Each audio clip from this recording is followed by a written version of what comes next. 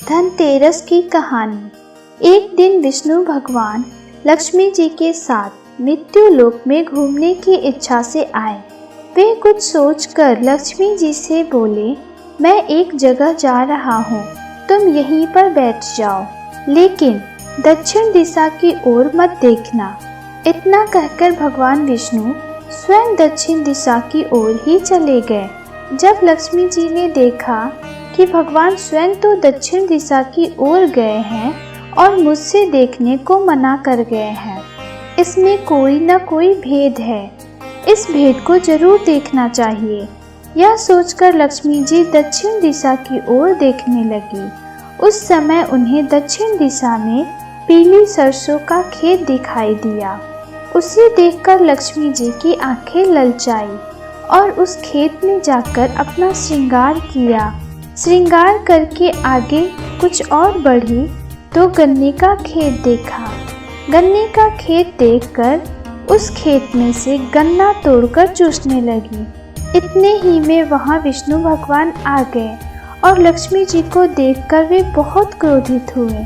दूसरे जब उनके हाथ में गन्ने देखे तो कहने लगे कि तुमने खेत में से गन्ने तोड़कर चोरी से खाए हैं, सो बहुत बड़ा अपराध किया है।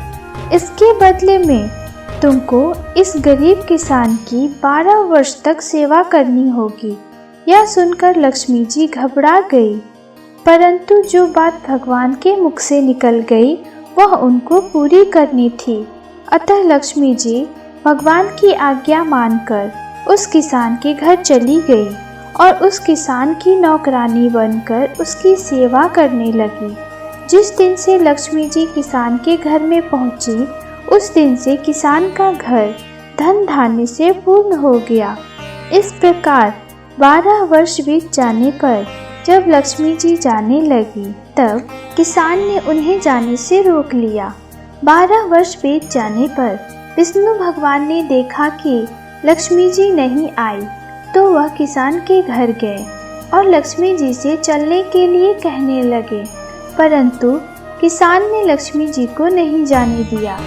तब भगवान विष्णु बोले, अच्छा, तुम अपने परिवार सहित गंगा स्नान के लिए जाओ और गंगा जी में इन 4 कौड़ियों को छोड़ देना।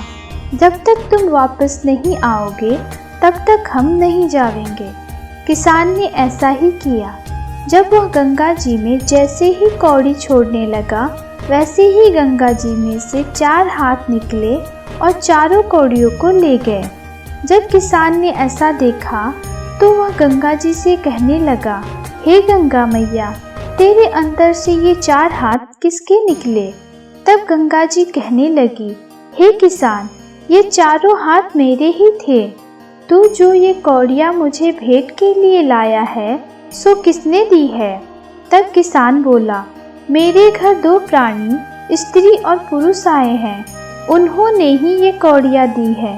तब गंगा जी बोली, तेरे घर में जो औरत रहती है वह साक्षात लक्ष्मी जी है और जो आदमी आया है वह भगवान विष्णु है। तू लक्ष्मी को मत जाने देना, नहीं तो तू फिर से पहले जैसा ही गरीब हो जाएगा। यह सुनकर वह गंगा स्नान करके वापस अपने घर आया और भगवान से कहने लगा, मैं लक्ष्मी को घर से नहीं जाने दूंगा। तब भगवान बोले, यह तो लक्ष्मी का दोष था, जिस कारण इनको मैंने दंड दिया था। इनके दंड के 12 वर्ष पूरे हो गए हैं, इसलिए अब तो इन्हें जाना ही है। तब किसान बोला, मैं इन्हें नहीं जाने दूंगा। तब भगवान हंसकर कहने लगे, हे किसान, लक्ष्मी बड़ी चंचल है, ये आज नहीं तो कल तेरे घर से अवश्य चली जाएगी।